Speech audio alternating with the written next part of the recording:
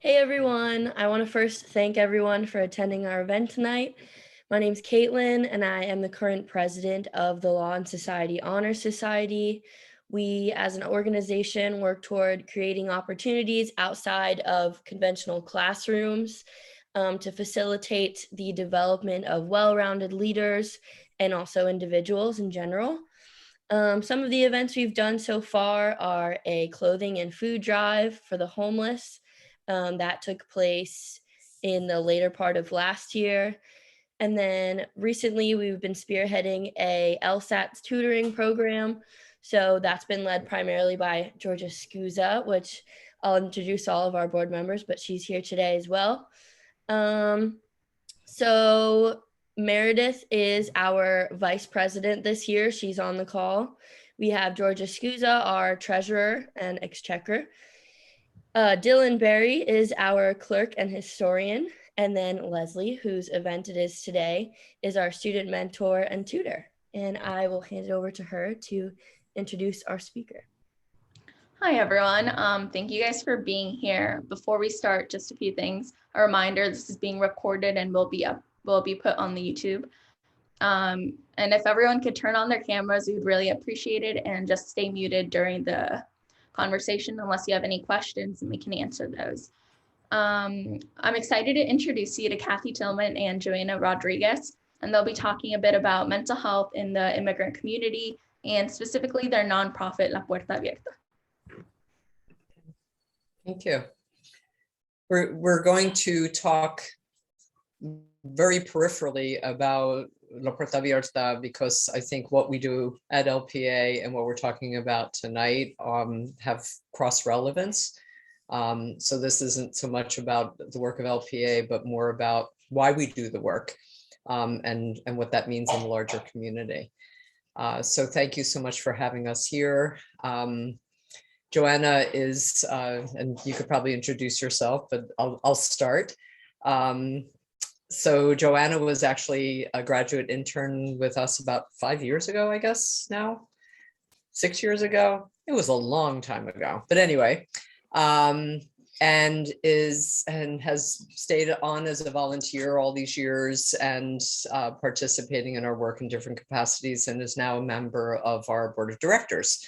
So, you know, it's just a wonderful continued and evolving partnership, and very important to have the insights of especially folks who have a lot of their own lived experiences as Joanna, which I'm sure she'll talk about a little bit in what we're discussing.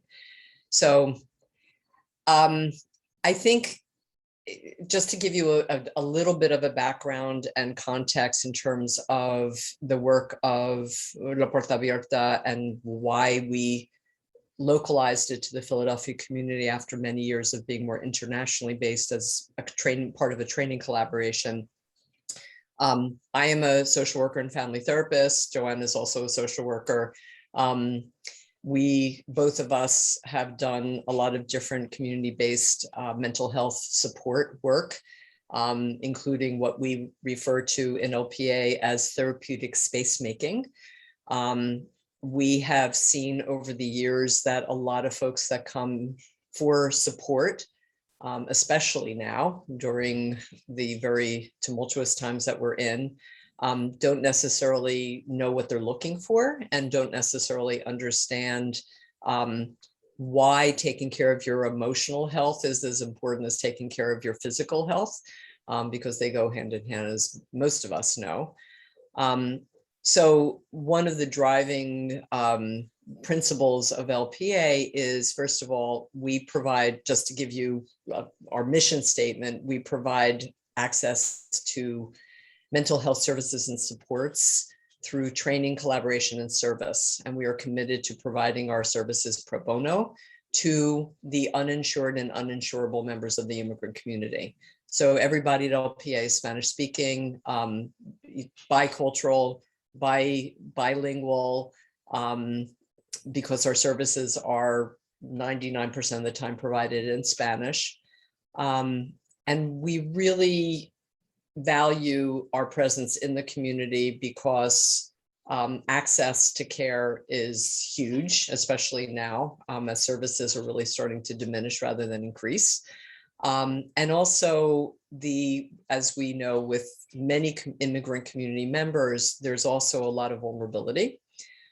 So asking for help and finding help in a way that's safe and that feels trustworthy and confidential is much more complicated than a lot of people realize, especially if you're undocumented, especially if you don't speak English. So there are so many barriers that get in the way of actually finding support. So I don't know, Joanna, if you want to add anything to that at this moment, because then I'm going to have a question for all of you. So.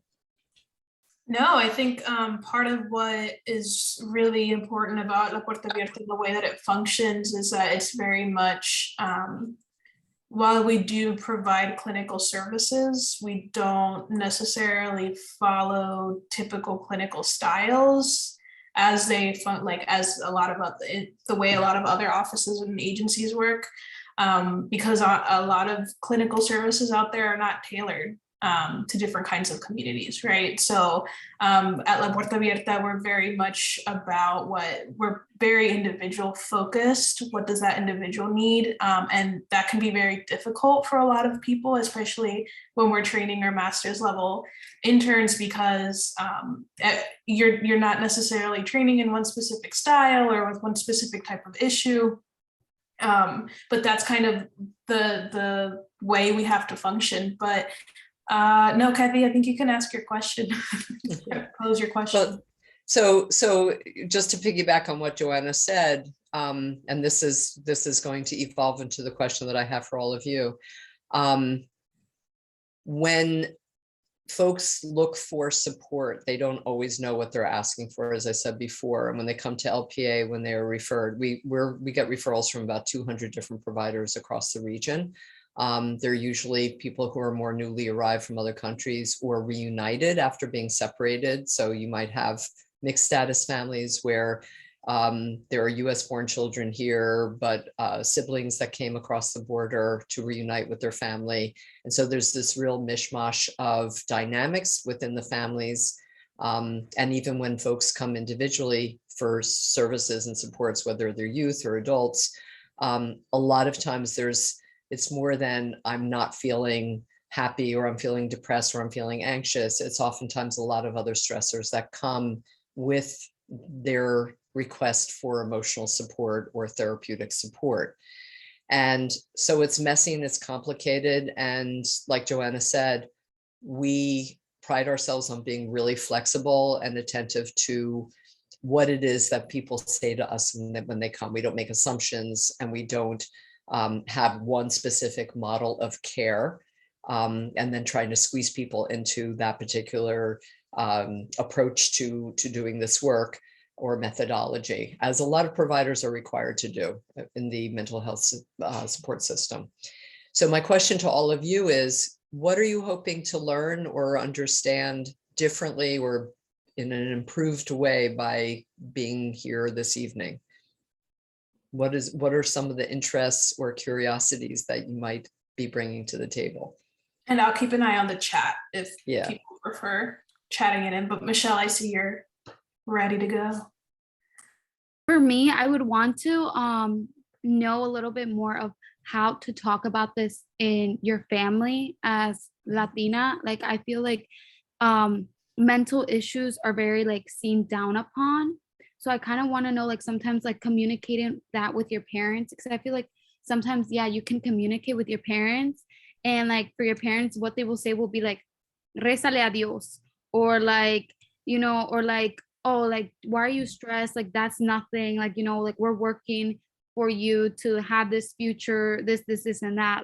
They kind of see college or what you're going through nothing, not compared to their struggles and stuff.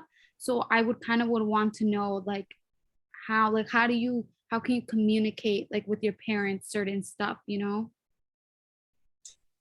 that's a really interesting and very, very important question that I think is asked a lot. And it's interesting, this large gray area that you just identified between hand everything off to God because God will take care of everything, and we're going to work to put food on the table. So very practical survival kinds of strategies, right? And what is that large gray area in between, which is life, right? And relationships and family. So, and we hear that all the time in our work. I think that having the courage to take the risk of saying, but how do you feel today? You know, because I think what we have found in our work, especially in families where most people know when they're struggling, but they just don't know if they have permission to say something. They don't know if it's okay to say something or to ask for help or to even think that they are entitled to help or support. And so sometimes it requires the other person, in this case, it might be the child or the partner or the whomever, to say, you know, it's really okay to have your feelings. You know, this isn't about working every day, and it isn't about God, you know, and it isn't about handing it all off to a higher power. Sometimes it's just about, you know, us as human beings, and we struggle and we're complicated and we're messy, but there are feelings mixed in there, and we never talk about that. We just talk about everything else. And so that invitation, if it's really coming from like a heartfelt place, is a really, really important place to start, you know, and in a way that's really just not that you could tell is not with any strings attached. It's like, I'm saying this because I care. I'm saying this because I see you struggle. And I see heads nodding. So I get the sense that a lot of people know what I'm talking about. But I think there's also a generational thing where a lot of times younger people, like you all as students, are afraid of disrespecting the older people in your family, perhaps, or people that might be really vulnerable. And who are you to engage that conversation?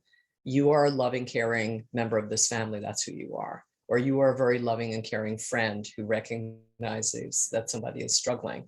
And sometimes it just takes somebody to open up their mouth and say, you seem to really be struggling, you know, and I want to listen. I want to hear about it, because we don't invite each other to do that enough.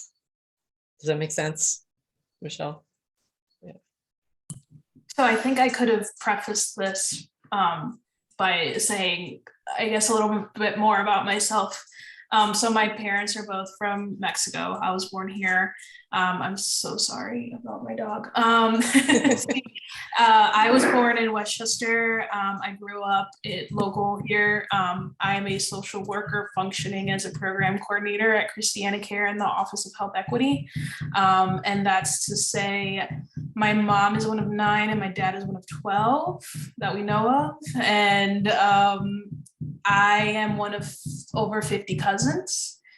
I am not anywhere near the oldest, and I am the second to finish college and the second to get a graduate level degree. The only other one is a doctor, or is a PhD level professor, I guess you can say, in Virginia. After that, we don't have a single other person that's graduated college. So it's a very large gap. And a lot of us were born here, right? I wasn't the first to be born here in my family, but in terms of my brothers, I'm the oldest and the only girl. And I don't know what that noise is, I'm sorry. But I think when I'm hearing you talk, and again, I want to encourage anyone who has other thoughts to use a chat, because I was going to just take notes of like kind of the questions and then get to it, but we can just jump right into this too. Someone got off mute.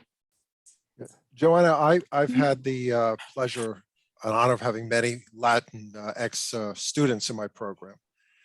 First generation college, that's why I'm interrupting you, because of what you said.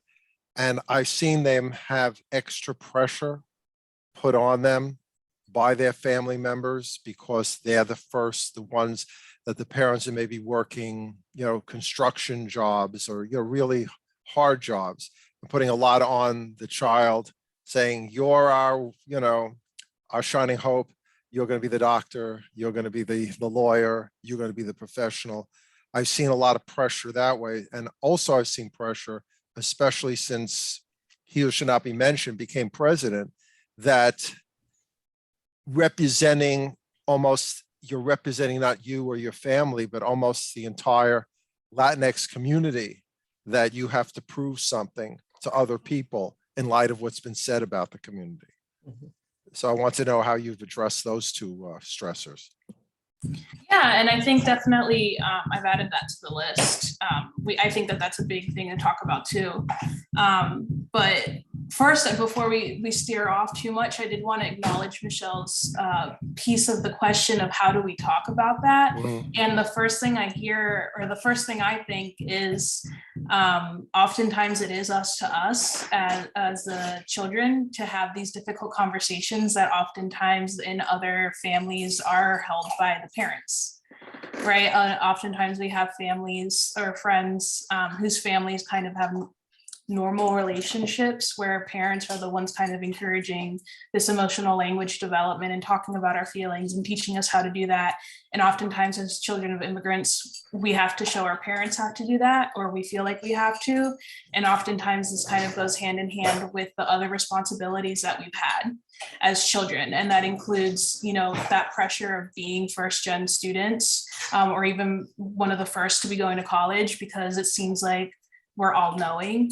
And if we're not all knowing, then we at least are perceived to know more. And that puts a lot of pressure on us too. And I think just reminding ourselves that we are not the parents, first and foremost. So any attempt that we have in having these kinds of discussions is a big deal, and it's very difficult to have. And giving yourself the space to have those feelings is really important, because we're not giving a guidebook on that kind of stuff the same way we're not shown, you know, how to handle FAFSA or how to schedule classes or how to do all these AP classes and stuff. It's a very difficult thing to do. And something actually Kathi and I were talking about is that we've had conversations like these a lot with a lot of other programs, and people requesting us to kind of have these kinds of conversations. And I think there's an impression that a lot of people are going to be leaving with tangible things to try. And I'm sorry to say that might not be the outcome, because it's so different for everyone. Especially when we talk about like self-care, people often want a list of like, what can I do to feel better? Or what are the phrases I can use with my parents to get them to understand? And sometimes it's just trial and error. And it can be very difficult to have the courage to just try. I mean, my dad didn't tell me he loved me until I was 21 and I was graduating college. And now he hugs me when I leave his home, right? And that was something that was very, very foreign, very scary for me to start doing that. So it's possible, but it is very scary and very difficult. And it's a difficult space to navigate, because it looks like a lot of us are Spanish speaking. There's a phrase, ni de aquí ni de allá. We're not from here and we're not from there. And oftentimes that can be a very scary place, but when we learn to sit with that discomfort, sometimes it means we can be from anywhere we feel like it, and we can take whatever we want and use whatever we want from whatever culture we feel most aligned with that day, if we want. And the funny thing is that, you know, Kathi and I, we see a lot of mostly Spanish speaking patients from Spanish speaking countries. And there's not as much similarity as people think there is when we talk about cultural competency and like how to work with Latino patients and how to work with Latino students. There's a lot of difference. You know, you wouldn't say that you know how to work with American people if you're trying to work with someone from Maine versus someone from Texas. There's a big difference. So things to keep in mind, but we can definitely, I go all over the place. But in terms of talking to parents, it's really whatever comfort you're at, and understanding that they might not ever see it our way. Something that I've learned is the thought of multiple truths is very difficult to navigate sometimes. You know, your reality is very valid and their reality is very valid.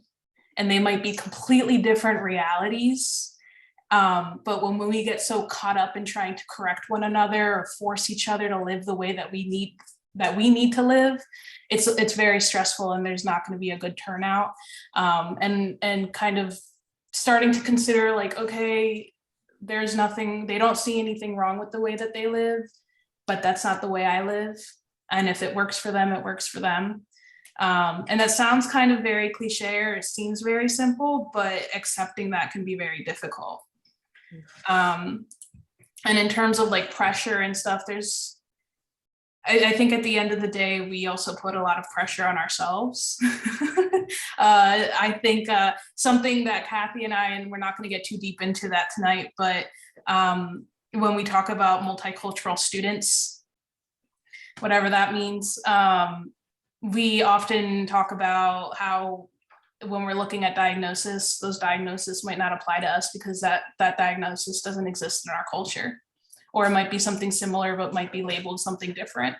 A panic attack, might be un ataque de nervios, and it's kind of similar, but not the same, but kind of understood as the same thing. And that's where it can get very dicey in terms of how do we address that? And I know I'm rambling, so Kathi, you can jump in. That's okay. We were touching base earlier, and we were both commenting about how exhausted we are. We've been having very exhausting days in our respective work environments. So yeah, rambling is fine. I think we're all prone to that these days. I do want to touch on sort of combining Evan, that's your name, right? Evan, okay, Evan, and what Joanna just said about this diversity of thinking. And I think that this is the family therapist in me speaking, that one of the things that I think human beings are really not good at is negotiating differences. And I think that especially intergenerationally in families, and even families, and you mentioned the part about like when families are also being bombarded by a lot of political dynamic that can be confusing and also terrifying, as we saw during the reign of he who shall not be named, but we all know who I'm talking about, as you said. So, this kind of people generally will go quickly into survival mode because that's what you've learned to do when you feel like there are no other options. And so you think about, what do I need to do to get through this? And so feelings and relationships and reconciliations and negotiations and all the things that we're wired to be much better at than we actually sometimes function to be, go out the window. And I think the past year especially has been, we have seen how stress and a lot of the bombardment of information, especially, and the uncertainty that we're all bombarded with, is, there have been a lot of studies lately about how our executive functioning has also been just globally impacted. Our decision-making abilities, our ability to sort of discern, right from wrong, or how to manage a situation has really been impacted. And so it goes without saying that that's going to also impact how we deal with our family members and our friends and, our closer relationships. I have heard, and I was initially very surprised that in Philadelphia, we were hearing, because of the work that we do, we work with families who are very vulnerable to enforcement policies, which are very unjust policies. And, we sit at the intersection of a lot of advocacy work in the community, even though we are all clinicians, we do clinical work. And so the injustices that we were hearing about constantly, and the impact that we saw it having on the individuals and families that come through our doors at LPA. First of all, we constantly have to practice our own way of managing those feelings without the stress overtaking our own sensibilities. But we also had to better understand some of the issues and behaviors, and like Joanna had mentioned about some of the presenting issues that would come with a referral. Like, this person is having an anxiety disorder or a depressive disorder, because we work with a lot of health clinics as an example. And so they'll have these diagnostic ways of understanding this individual that they just spent 15 minutes with. And sometimes they'll even put them on medication, right? And, you know, I always find it interesting because there's such a disconnect between oftentimes what folks in the community, whether it's community members who live in the community or providers who are providing services in the community, between what people are understanding and what might really be going on. And so as an example, you know, who hasn't been having anxiety in the past year? Any of you? I mean, has everybody been just doing hunky-dory? Because you're lying, right? So, you know, we've all been struggling in different ways. And when we put a diagnosis to that, which oftentimes happens if you go for help, especially, then unfortunately, you know, one of the quick fixes, because a lot of folks in our field try to fix things quickly, right? We have a microwave society, right? You push a button, you give a pill, it's all good. But in reality, that's really not what sustains wellness. It's not what sustains growth and healing. We have to talk to each other. We have to be supported. All these like really basic things. But when you are in survival mode and you are in this kind of reactive kind of mindset, because that's what we have been doing a lot in the past year, especially. And then you add to that the complications of interpersonal dynamics in families as we have seen for years, right? A lot of the disconnect that happens within families of, as Joanna said, and I think Michelle, you know, you referenced, like where people don't know how to talk to each other and people put their feelings up on a shelf in a jar and close it shut and never look at it, because to do that is terrifying, right? We don't know how to, you know, we have the intergenerational, you know, dynamic, like I said before, where it's very hard to say to your abuela or to your parent or your whoever your adult person is in your house, like, I know you've been yelling at me and fussing with me, but I think, you know, I also see a lot of stress going on, and can we talk about that? And it feels disrespectful sometimes, right? And then in a lot of families that we see, there's also this very, very difficult dynamic when you have US born siblings, and then you have children and youth who have come across the border even more recently. And we work with a lot of families that have been impacted by that. And how do you all figure out how to live in the same household together with all those other added stressors?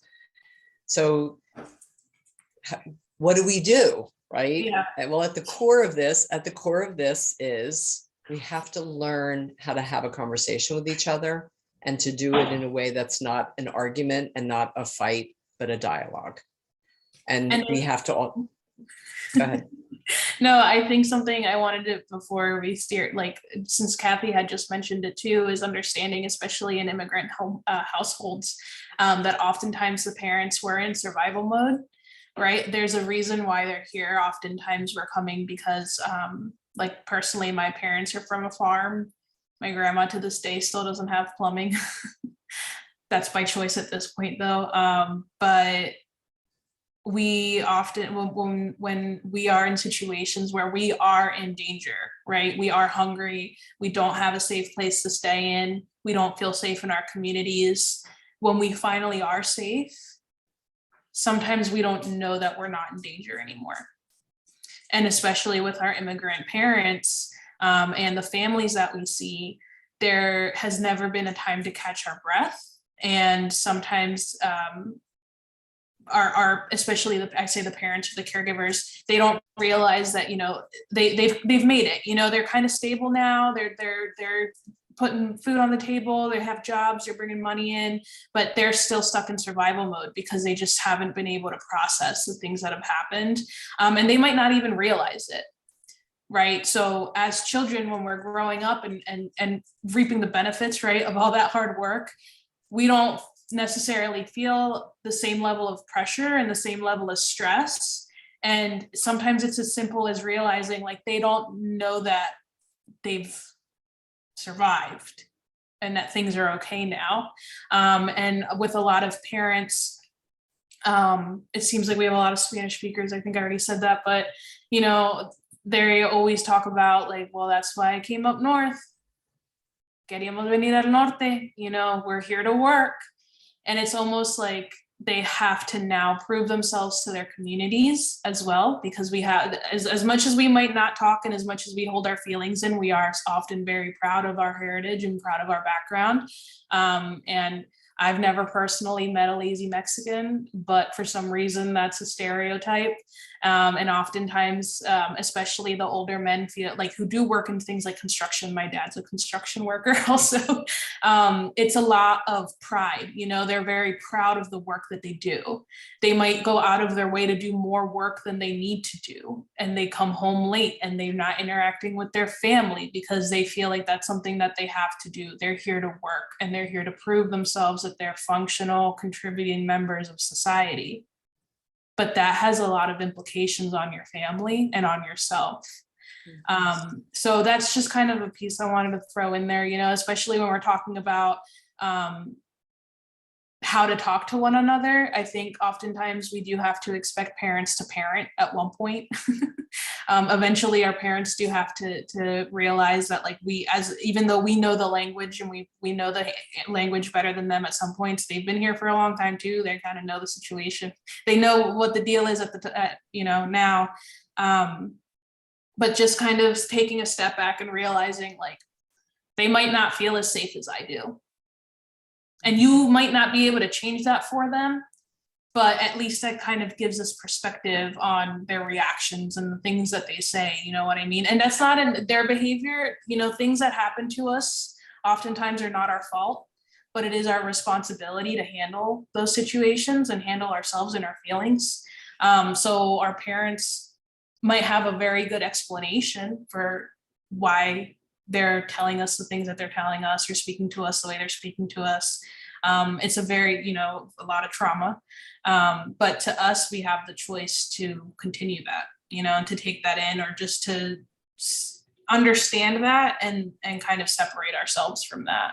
But yeah, I want to add something to what Joanna's saying, and that is, you know, as we mentioned before, the Latinx community is very, very diverse. You know, we're talking about, you know, families or Joanna's family coming from Mexico and that experience of coming here oftentimes to work. But we also know with a lot of families, especially in the past 10 years, that where families had also been separated because a family member or the parents or, you know, older siblings came to work and then maybe eventually brought other family members or maybe not. And so there's this very prolonged separation and disconnect that happens between family members in the family. And so at LPA, as an example, we work with a lot of, the majority of our folks come from Mexico and Central America. So primarily the Northern Triangle countries of Guatemala, El Salvador, and Honduras, and some from South America, not as much, but mostly from Ecuador.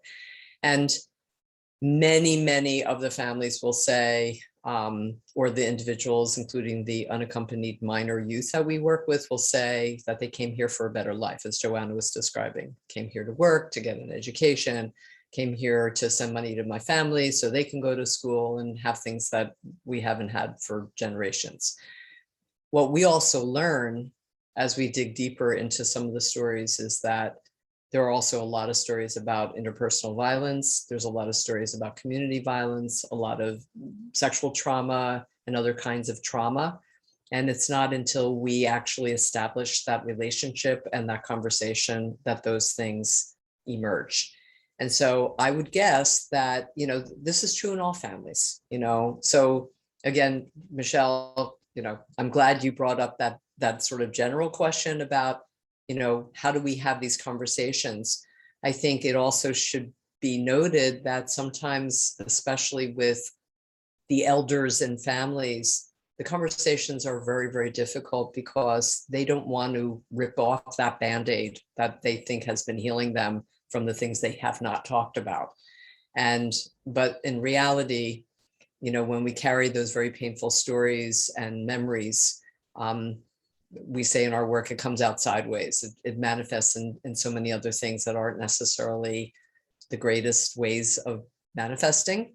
And we see that it's either internalized, where it comes across sometimes as depression and anxiety and chronic stress and toxic stress, or it's externalized and it comes across as, anger and explosiveness and having a really, short fuse, and oftentimes it's both. And so, the expression hurt people, we also use the expression that healed people heal people. And so if you engage in a process of healing and understanding, you become a resource not only to your family and to your friends, but to your community, because, as Joanna mentioned and touched on in some other different contexts, there's a responsibility there. There is a need, but there's also a responsibility, which is, to handle the things you need to handle in order to be well. Having access to those services and supports is always tricky. That's something that we advocate for constantly. And we always invite people to, when we talk about health equity issues and we talk about access to care, it's a huge, huge mountain to climb, but we got to do it, because we can't say, you're responsible to handle the things you need to handle, and then there's nowhere to actually go for help. And that's a reality. And that's one reason why LPA exists. That's a huge reason. It's like, well, we're doing what we do, but we know in the provider system, it's very inadequate. And I don't know how it is in terms of your student health services and what kinds of access to support you all have that your tuition dollars pay for, or supposed to be. But it's really, really important when you're ready, you or the people that you care about, to be able to find that support. Because we can't just talk about how important it is without saying, and it's out there for you when you're ready for it. Yeah. So, and I think the process of all of this is also, I know for me personally, it can be very destabilizing. And I use that word very on purpose, because we are often raised, regardless of whether we're Latino or not, within a certain kind of culture, often, even if it's just family tradition. And when we learn oh, that's not a healthy way to deal with that, and that's how everyone deals with that, it can be very destabilizing. And that's why it's so important, sometimes ripping the Band-Aid is the way that we have to do it. And sometimes there's baby steps that we can take. And oftentimes it's starting to talk, if we're thinking of the concept of family healing, oftentimes we have to be ready for that ourselves, right? Because the way that it's working right now may not be the healthiest way, but to get to that point, there's going to be a lot of changes, and those changes they're very beneficial, but they're not going to be easy. yeah. As they say, nobody likes change except a baby in wet diapers, right? I think we have a question in the chat. Yeah. So, Luis, can you expand on that question a little bit? And what prompted you maybe to ask it? Yeah, so I was thinking, so I'm an architecture major, third year, and a lot of some of our projects from the past have revolved around having spaces in communities that were underprivileged and sort of redlined in the past, and some still are today. Some communities in Philadelphia, like Sharswood, where a lot of unjust policies are still in place. So I was thinking, when immigrant families are coming in, how what things could be put in place so that they can feel safe from compared to where they came from. Mm-hmm. Can you define the different ways that you mean safe?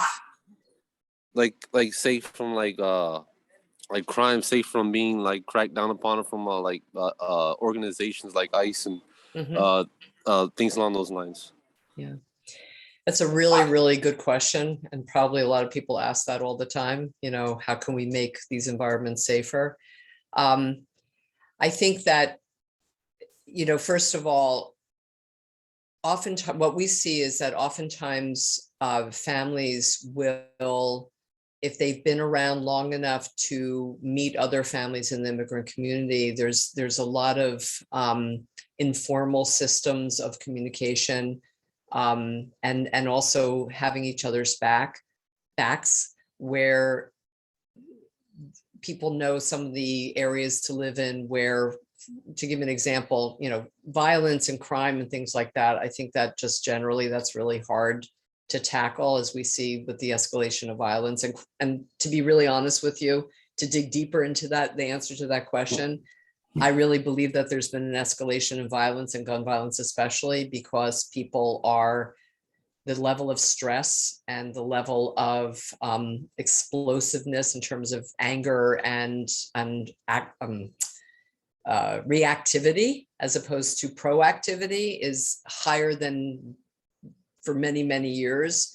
And it's no wonder that the combination of the increased lack of mental health services and supports combined with the volatile emotional environment that we're all living in right now is a recipe for disaster when it comes to escalation of violence and trying to temper that. So I think, in answer to that part of the question, I think it gets back to what we've been talking about. We need to have different ways of addressing the ways that we live with each other and we communicate with each other, and that we hold each other accountable for that. And that's where safety is going to start coming into play. I don't believe that, increased police surveillance and enforcement, we've seen that that's gone wrong 1,000 different ways, right? I really feel like communities need to come together and figure out how to keep themselves safe, and investing in that and not relying on governments and even local governments to do that. So that's the answer to that question. Enforcement is a similar kind of a thing. We saw when there was a lot of enforcement going on where people were randomly being arrested and deported, picked up on the platforms of the L, of this, of SEPTA, all kinds of things that, we're in that loop of communication constantly. So we hear about it probably more than the general public. But the thing that we also hear, which I think is very heartwarming and really shows the way things can work in communities, is that as soon as there was any kind of notification that an arrest had been made, there are a lot of different networks of people that immediately go into action, especially US citizens, people like me, who say, we show up, we find out where the arrest was made, we follow the situation. Sometimes we even accompany people to court. We visit them in detention. We work on getting them out on bond, or we've gotten the ACLU involved a number of times, especially in the past 4 years. The Philadelphia ACLU, the American Civil Liberties Union, has been very, very active, especially in the past 4 years. So we can engage those different parts of the system, but it's through that network of care and communication that it happens. And again, not relying on these, I hate to say it, but these larger institutions that are so far removed from the day-to-day reality that by the time something happens, it plays out, they've been studying it for a minute, but not doing anything about it because now there's 5 other crises that have happened. So it really we rely on other community members that are trustworthy, that we all know who we are, and people can participate in that. But quite honestly, there's a lot of vetting that goes on, because trust and safety is, it's a life or death situation for many, many people. And so Philadelphia, the good news is Philadelphia is a small city. And I always say, if you want to mess up and be an idiot, so to speak, you probably don't want to stay around Philadelphia much longer, because everybody will know, especially when it comes to working with vulnerable communities. So, that's a very sort of probably bigger answer to your question than, maybe what you were expecting. But I think, again, it comes down to personal and interpersonal accountability and care. And not everybody's going to be there, but that's okay. They can get out of the way and let the rest of us do this work. Yeah. And other people learn how to be part of that team. And one of the pillars, right, at LPA is capacity building. You know, spending a lot of time doing the work, understanding how the work should look like. And that is a very difficult thing to also balance with, and also accepting that you're not always going to know the answer. And I think oftentimes, and with the internet, you know, when I was in high school, smartphones had just come out. So I was kind of like on the cusp of that. So there's so much information out there and so many opinions, but at the end of the day, it's really up to the person that needs to help to decide what kind of help they want and what that should look like for them. So while I know the term ally is often used, while we could consider ourselves allies, and, you know, now we're getting, even just the time that we're spending together talking about this is hopefully helpful for some people or gets the wheels turning. It's also very, very important to understand that we do not have the answers. And I don't know that anyone has the correct answers, and therefore who really gets to decide what's the best route to take. Because when we decide, once Kathi uses Kathy's, we don't use the term culturally competent, because that is a changing thing, right? What does that even mean? So when we are humble, culturally humble and kind of aware of how things kind of tend to happen, that leaves the door open to considering, you know, I might be wrong in this situation, or I might not be the expert here, or I might not know how to do something, and making sure that we're not speaking on other people's behalf, especially when we're dealing with vulnerable neighbors, you know. That's where we can leverage, you know, what kind of privilege we have, while also taking a step back and not always having to be front and center. And then Michelle had a question, and then Maria has a question. Yeah, and I also, I think some of what you said applies to what Maria had just asked about how do we get ahead of them. So a lot of that is, and again, I always like people to expand on the question they're asking, but let's get back to that. But Michelle, you said, I'm looking on the screen. Okay, there you are. My quick question was, because you said that it's very important for Latinos to like support one another, but I've also noticed that there's a lot of competition within our community, which I'm from Kennett Square. So around Kennett Square, it's all mushrooms. And like, I've heard my parents like that, like, instead of Latinos helping each other, they compete with one another just for a small position, or they like kind of try to belittle one another, or even just like in schools too. Like I've seen that sometimes, like Latino students are pinned against one another to get a certain position or to feel a certain threat. And like, I know in Lasso, like we've talked about this, that like sometimes instead of us like being united, we want to like fight against one another. Instead of like fighting the enemy, we fight among each other. So Which like, is just what the enemy wants you to do. Divide and conquer. Yeah, so my question is, do you know what is the root of that problem, or how, when we do see Latinos fight against one another, what can we do to like maybe help them change their mind, or like, or what have you seen when you see that conflict? Is it like something inner in them, or like, I don't know if like my question makes sense, but It like, does. what is the root of that? Because I've tried to understand, or like sometimes when my mom comes and complains to me about it, oh my God, Julanita de quien at work, like, you know, instead of her, she feels like she's all this and that. And I'm like, Mom, just let it go. But I sometimes am curious. I'm like, why are they like this to their own people, to belittle one another? So do you know the root of that, or like how we can maybe improve that to change that in future generations to come? Yeah, right. And Michelle, you looked familiar. I'm from West Grove, so I'm sure I've seen you around. I think that part of it is also we forget that because we're in the US, right? And oftentimes we're looking at racism. We forget that within group, we also have bias, and we also discriminate, and we have colorism, and we have privilege even within our own groups. And that can be a very difficult thing to acknowledge when there's a larger system in the US that we fall under a certain kind of minority, you know? So that's very difficult to talk about, especially within Latinos, because we discriminate. any group discriminates. And especially in terms of color and privilege and anything, any kind of group, regardless of whether they're connected by race or money or education, there's also always going to be infighting, always. And just like Kathi said, you know, that's what people want because it's easy to separate us. And when we're not working together, you know,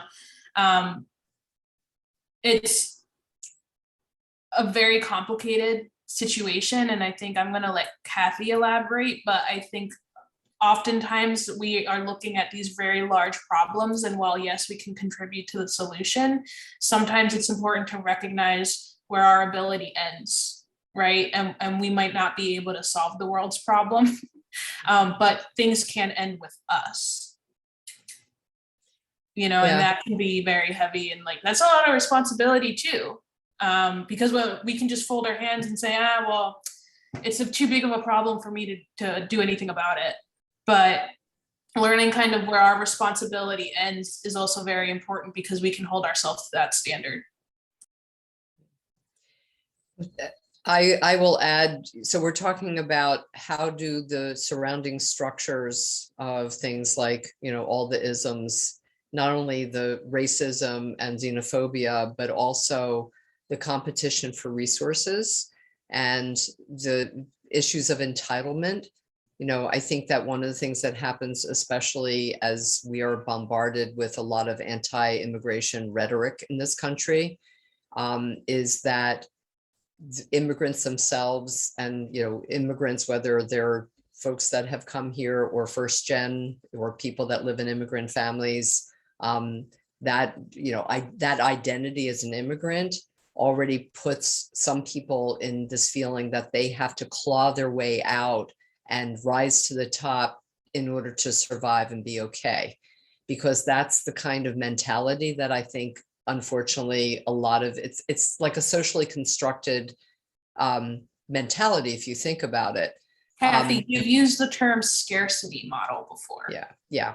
Well, and I think that when you come from, when you're thinking in the concept of scarcity, you're going to see those kind of behaviors. When you think in the model of abundance, then suddenly the attitudes and the energy shifts. And years ago, there was, it was a book or something that was written called Cold Pricklies and Warm Fuzzies. And I think that, I mean, it sounds really silly, but if you look it up, you know, and just put it out there, because I know you can find it online. It's like a little, you know, fairy tale, Cold Pricklies and Warm Fuzzies. And it's about this made up fantasy community where everybody had these warm fuzzies that they shared with each other, and they cooperated with each other. And then these like outside people came in and infiltrated, and then they started giving everybody these things called Cold Pricklies. And then everybody started fighting with each other and competing with each other. And it's similar to what you were asking about, Michelle. It was like all of a sudden, all of this energy shifted and people were just not getting along, and it was really toxic. And they just didn't know what was happening until some people started figuring it out and saying, you know, we actually don't have to buy into this. You know, like, remember when we had the warm fuzzies and it was everybody loved each other, it was so nice. People like, yeah. So, you know, they started like shifting back to the way it was. I think we are naturally wired to be reasonable, fair human beings. Fairness is a really, really important thing that's in our DNA. You know, when you were a 2-year-old and somebody grabbed a cookie from you and you're like, no, that's my cookie. Like, we know about unfairness even at a young age, right? And when you think about how injustice manifests itself in relationships within families, you know, where people feel like they are being unfair with one another, and some of the conflict that comes out of that, or you see that in communities, as we're talking about.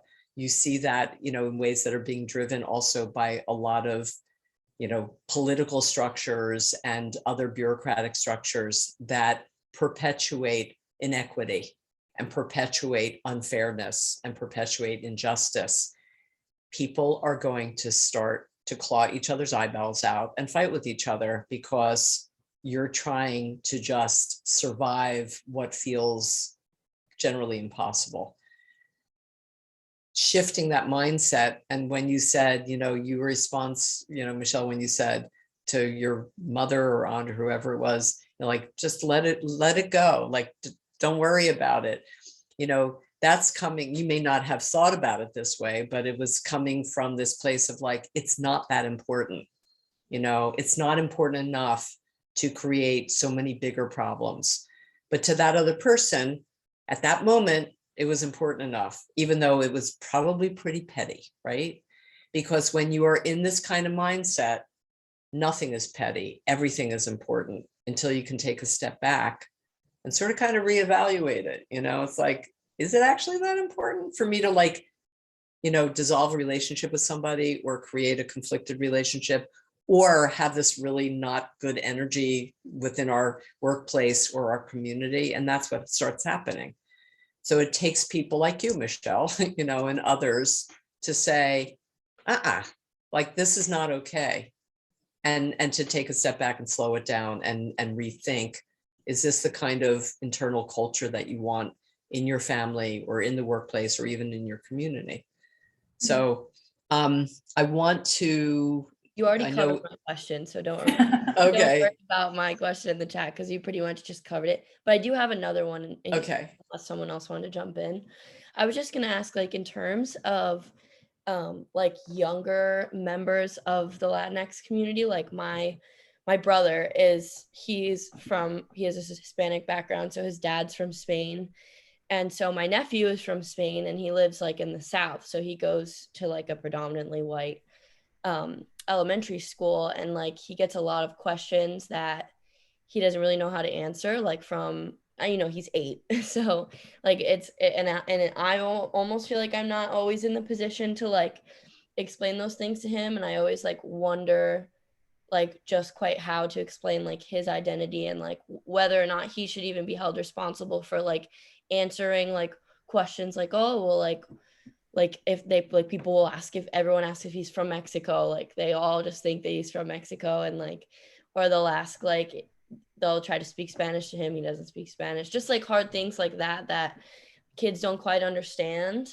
Do you have like any experiences in like talking to kids about their identity and kind of like how it plays into social interactions and just like existing in a classroom?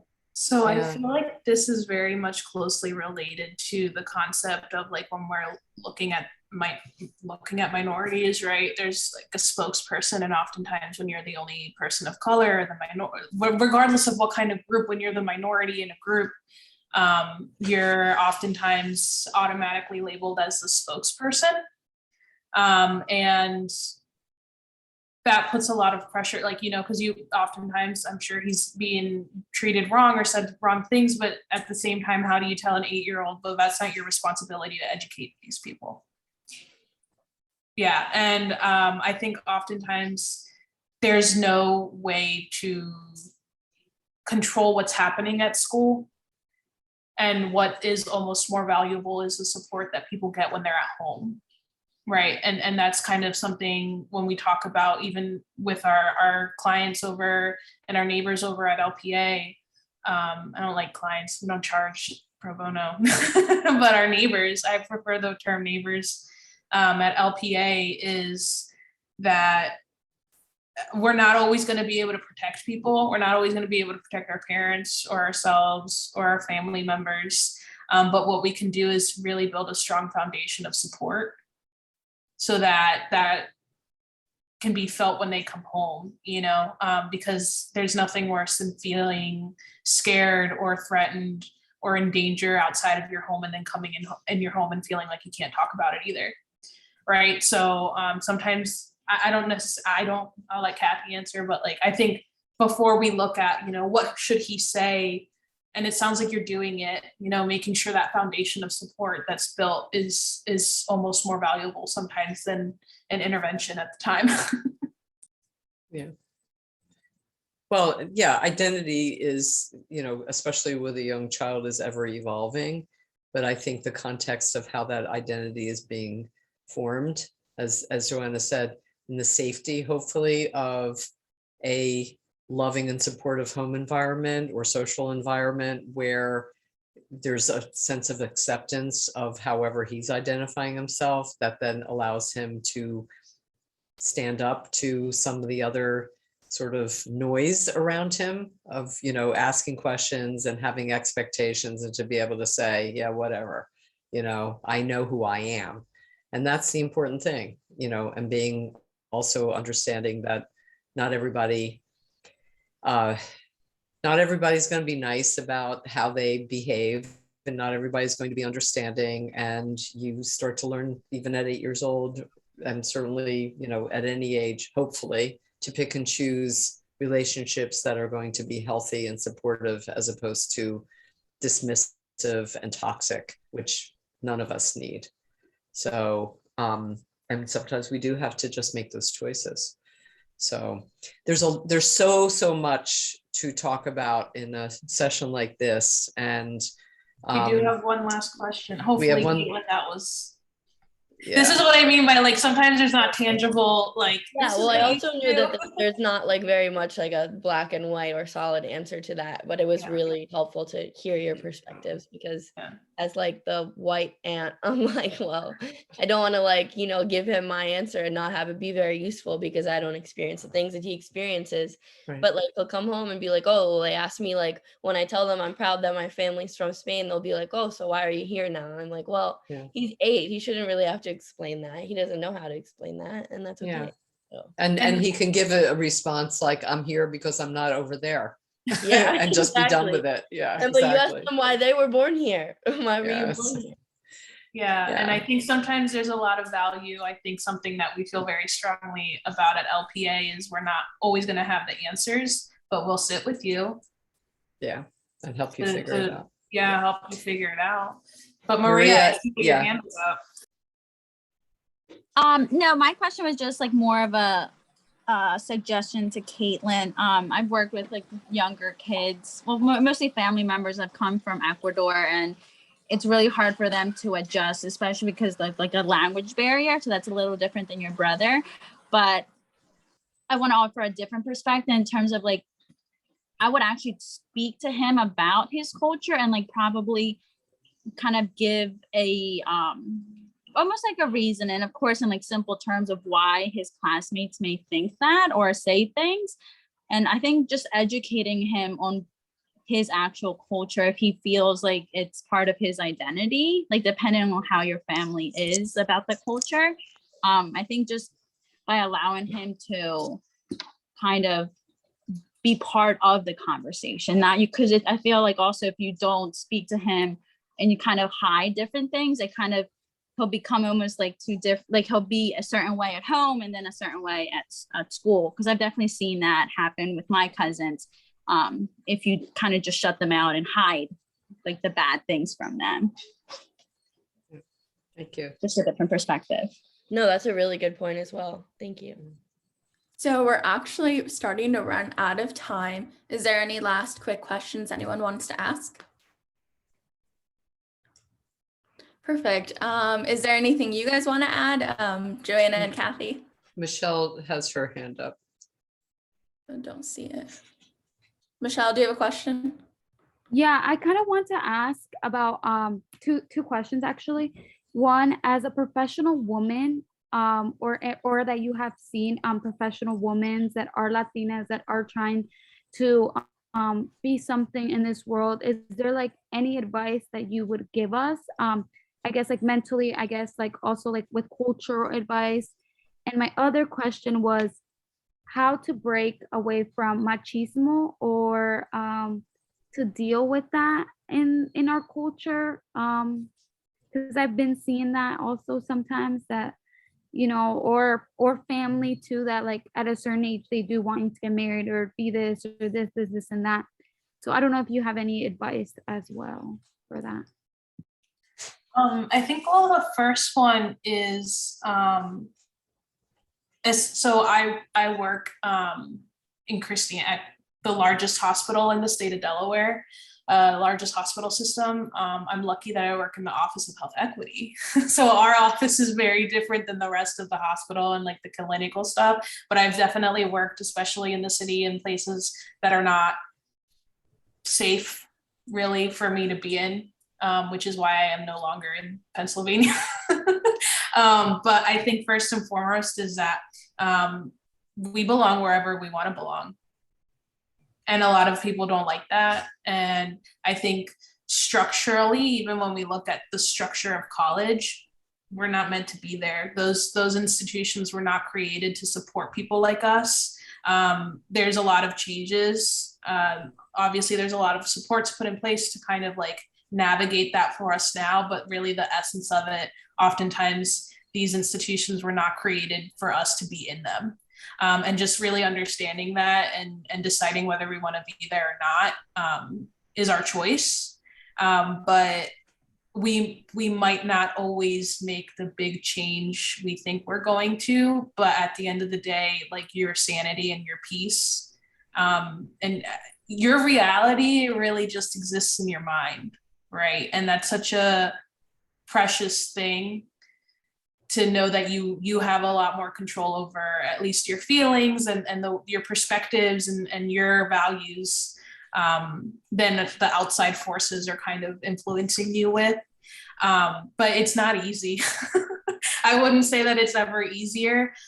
There's definitely places that are more nurturing and like that want us to be there, but even when agencies or businesses or large corporations or whatever say they want us and they're actively recruiting diversity, they don't know how to handle us.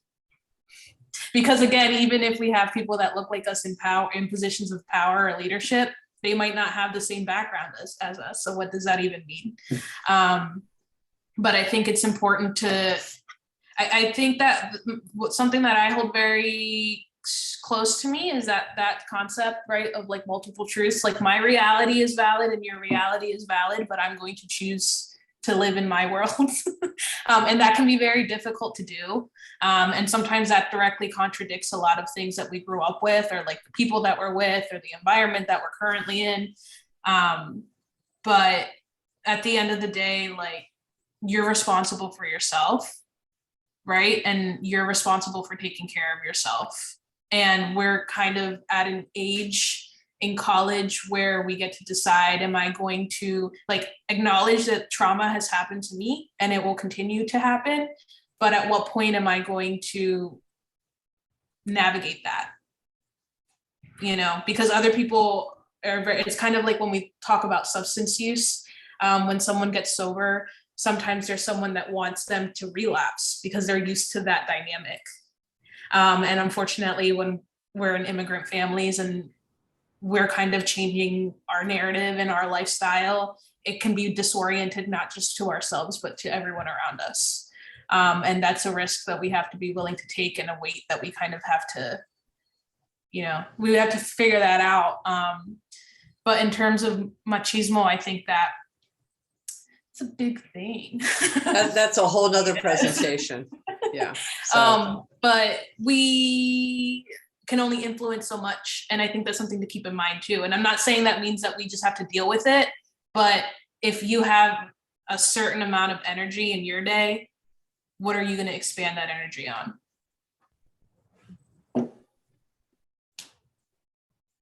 That's all I got. Maybe that'll be the next. For. Yeah, maybe that'll be your next presenter. So. But thank you all for the opportunity to be here. We really appreciate it. You asked really good questions. Thank you so much for coming. We really do appreciate you spending your time with us. Thank you so much. We really appreciate it. This was like such an important and valuable conversation. And if there's anything you need from us or LASSO, please feel free to reach out. Okay, great. All right. Have a good night, everybody. Thank you.